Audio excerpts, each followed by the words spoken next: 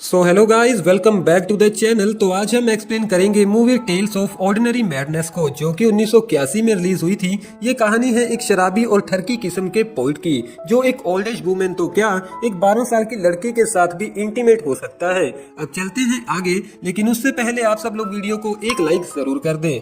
Movie start होती है और हम देखते हैं हमारी मूवी के मेन कैरेक्टर चार्ली को, जो कि एक ओल्ड एज ठरकी पोइट है।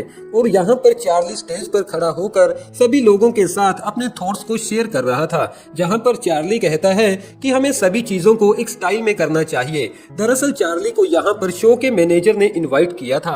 अपनी स्पीच के बाद चार्ली नशे की हालत में वापस से अपने होटल रूम में चला जाता है, जहाँ पर एक छोटी लड़की चार्ली के कमरे में थी। चार्ली के पूछने पर वो लड़की बताती है कि मैं अपने घर से भागकर यहाँ पर आई हूँ और प्लीज मुझे कमरे से बाहर मत निकालना। चार्ली के पूछने पर वो लड़की कहती है कि मैं सिर्फ 12 साल की हूँ। इसके बावजूद भी चार्ली उस छोटी लड़की को हवस भरी निगाहों से देखता है और उसे टच करने की कोशिश भी करता है, लेकिन नशे की हालत में होने की वजह से जल्द ही चार्ली को नींद आ जाती है। और सुबह चार्ली के उठने से पहले वो छोटी लड़की चार्ली के सारे पैसों को लेकर वहाँ से गायब हो जाती है। जिसके बाद चार्ली बड़ी ही मुश्किल से एक बस की टिकट खरीदता है और वापस से अपनी लॉस एंजलिस सिटी पहुँचता है, जहाँ पर हमें पता चलता है कि चार्ली एक लॉज में एक छोटे से कमरे में रहता है और उसके साथ वाले कमरे में उसकी एक्स वाइफ विकी रहती है। थोड़े टाइम बाद विकी चार्ली के पास आती है और उससे पूछती है कि तुम 6 हफ्तों से कहां पर थे, क्योंकि मैंने बड़ी ही मुश्किल से तुम्हारे इस कमरे का रेंट चुकाया है। तो चार्ली उसे कहता है कि अब तुम मेरी वाइफ नहीं हो तो तुम मुझसे ऐसे बात नहीं कर सकती। लेकिन विकी वहां से जाते समय चार्ली की बियर बोतल्स को खिड़की से बाहर फेंक देती है, क्योंकि डॉक्टर ने चार्ली को ड्रिंक करने से मना किया था। अब यहाँ पर हमें चार्ली और चार्ली के रूम को देखकर ये तो समझ आ जाता है कि चार्ली एक अमीर पोइट नहीं है। अगले दिन चार्ली एक हुकर का पीछा करने लगता है। चार्ली उस हुकर के पीछे एक बस के अंदर चला जाता है और उसे अपनी तरफ अट्रैक्ट करने में कामयाब भी हो जाता है। आखिर में चार्ली एक कॉलोनी में पहुंचता है, जहां पर चार्ली को समझ नहीं आ रहा था कि इन सब में से उस हुकर का घर कौन सा है। यहाँ पर चार्ली गलती से एक फैट विडो के घर के अंदर चला जाता है। चार्ली को देखकर वो विडो जोर जोर से चिल्लाने लगती है। चार्ली उस विडो को कुछ पैसे देता है और उससे उस हुकर का पता पूछता है। वो विडो चार्ली को उस हुकर का पता बता देती है और उससे कहती है कि तुम कभी भी यहाँ पर आ सकते हो। उस हुकर के घर जाकर चार्ली उसके साथ इंटीमेट होता है। चार्ली के पूछने पर वो हुकर अपना नाम वीरा बताती है। चार्ली को अब काफी भूख लगी थी, तो वो हुकर चार्ली से कहती है कि तुम फ्रेश हो जाओ, तब तक मैं तुम्हारे लिए खाना बनाती हूँ। चार्ली बाथरूम में जाकर फ्रेश हो ही रहा था कि तभी वो हुकर कुछ पुलिस ऑफिसर को बुलाती है और उन्हें कहती है कि यही वो आदमी है जो मेरे साथ जबरदस्ती इंटीमेट हुआ था। जिसके बाद अगले दिन चार्ली जेल से रिहा हो जाता है और शाम को चार्ली एक बार में कास नाम की एक हुकर से मिलता है, जो दिखने में काफी यंग और खूबसूरत थी। यहाँ पर हम देखते हैं कि कास अपनी लाइफ से कुछ ज्यादा खुश नहीं थी। चार्ली कास को अपने साथ अपने घर ले जाता है। कास चार्ली के साथ इंटीमेट होने के लिए तैयार थी, लेकिन चार्ली पूरी रात अपने काम में बिजी था। मगर सुबह होते ही चार्ली ड्रिंक करते हुए कास के साथ इंटीमेट होता है। शाम को कास फिर से चार्ली के पास आती है, लेकिन चार्ली उसे कहता है कि अभी मैं मूड में नहीं हूँ। तो कास उसे कुछ पैसे देते हुए उसे अपने साथ इंटीमेट होने को कहती है। और रात को कास एक पुलिस स्टेशन से चार्ली को फोन भी करती है, क्योंकि कास को कुछ पुलिस वालों ने पकड़ लिया था। अगली सुबह चार्ली कास को जेल से रिहा करवा लेता है, जिसके बाद कास वहाँ से चली जाती है। अब चार्ली मन ही मन में सोचता है कि उसे कास की आदत लग चुकी है, जो उसके लिए अच्छा नहीं है। तो अब चार्ली कास को अपने दिमाग से निकालने के लिए उस फैट विडो के घर चला जाता है और पैसों के बदले उसके साथ इंटीमेट होता है।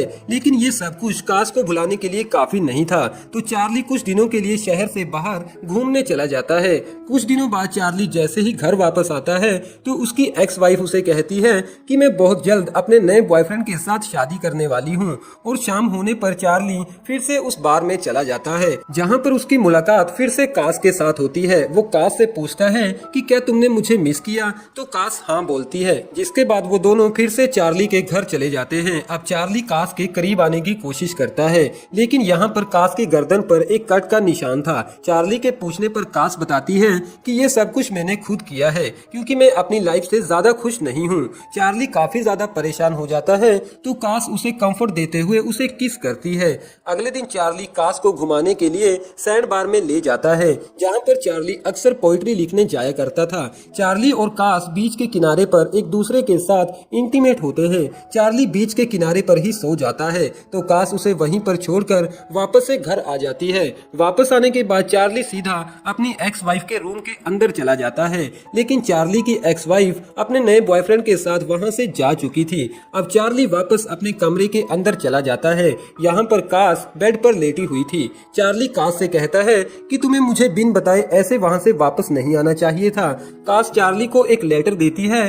दरअसल ये लेटर एक प्रोड्यूसर का था जिसने काम के सिलसिले में चार्ली को न्यूयॉर्क बुलाया था। चार्ली कास को कहता है कि मुझे वहां पर जाना होगा और मैं बहुत जल्द तुम्हें भी वहां पर बुला लूंगा, मगर कास अभी भी शांत थी। तो चार्ली देखता है कि कास ने एक मेटल क्लिप को अपने मेन पार्ट पर लगाया हुआ था जो काफी दर्द देने वाला काम था। चार्ली ये देखकर काफी ज्यादा परेशान हो जाता है। चार्ली कास से इसकी वजह पूछता है तो कास कहती है कि मैं नहीं चाहती कि अब कोई भी मेरे करीब आए। जिसके बाद चार्ली बड़ी ही मुश्किल से उस मेटल क्लिप को बाहर निकालता है और अगली सुबह चार्ली उस प्रोड्यूसर के पास चला जाता है। लेकिन चार्ली को अब काफी ज्यादा ड्रिंक करने की लत लग चुकी थी और अब वो अपनी हरकतों से वहाँ के दूसरे पोइट्स को भी तंग करने लगा था।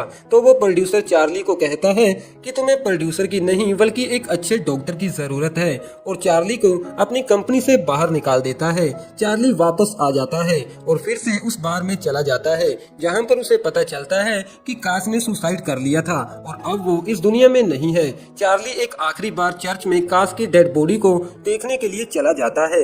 इन सब के बाद चार्ली की हालत और भी ज्यादा बुरी हो जाती है। वो दिन भर बस ड्रिंक ही करता रहता था और एक दिन वो लड़खड़ाते हुए उस सैंड बार में पहुंचता है। उस बार की मेड्स चार्ली का काफी अच्छे से ख्याल रखती हैं।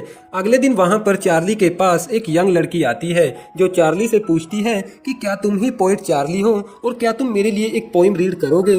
चार्ली उस लड़की को टच करते हुए कहता है कि इसके बदले में मुझे क्या मिलेगा। वो दोनों बीच के किनारे चले जाते हैं जहां पर चार्ली उस लड़की के लिए एक पोइम रीड करता है, जिसके बाद वो लड़की चार्ली के साथ इंटीमेट होने के लिए तैयार हो जाती है, जहां पर हमारी ये मूवी खत्म हो जाती है।